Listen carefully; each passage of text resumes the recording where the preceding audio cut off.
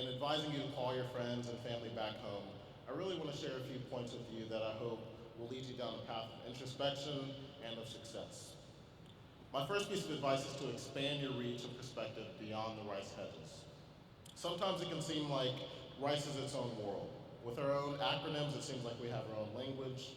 With our own doomsday, zombie apocalypse shelter, love it, and our very own Morgan Freeman, Dean Hutch. His voice truly is wonderful.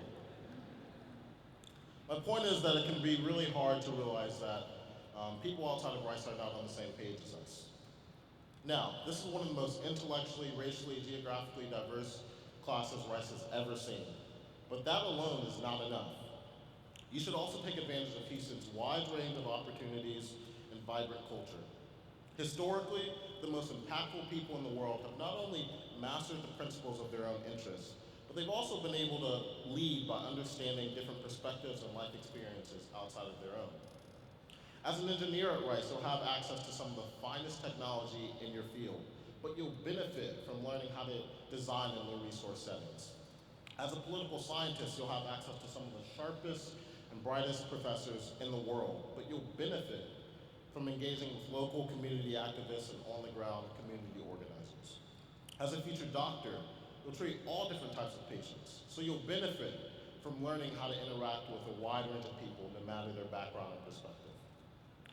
While Rice is a phenomenal resource, keeping your eye outside of the hedges will lead you down a path of critical growth. You know, your goal here is not just to become a great engineer, a great political scientist, a great doctor, but it's to become leaders in your field, and seeking out opportunities outside of the hedges is a critical part of this process. For me, that's been community work in Third Ward, in Houston's Third Ward community, investigating lung cancer in the Med Center, and engaging with local cultures while researching healthcare systems in Dubai and Barcelona. Through that, I've gained perspectives that's allowed me to understand things both inside and outside of the classroom in a nuanced fashion. If you define your time here merely by the time you spend going between classes, the serveries, and pub, you won't really get the full Rice experience. Take advantage of the fact that you're in the fourth largest city in the country, one of the most diverse and interesting cities in the world. Take advantage of the fact that you have the opportunity to study abroad and engage with cultures and people you would not have otherwise. You will have the opportunity to define what this means for you. And I promise you that if you think broadly, globally, beyond the hedges, and beyond Houston, you won't regret it. Now, the last point I'd like to make is to think big and to be fearless. You're never too young to make a huge impact. And I know you've heard that Mark Zuckerberg was only 19 when Facebook launched. Oprah Winfrey was in her early 20s when she became a TV host. DJ Khaled's son, Assad Khaled, was only 2 months old when he produced his first album.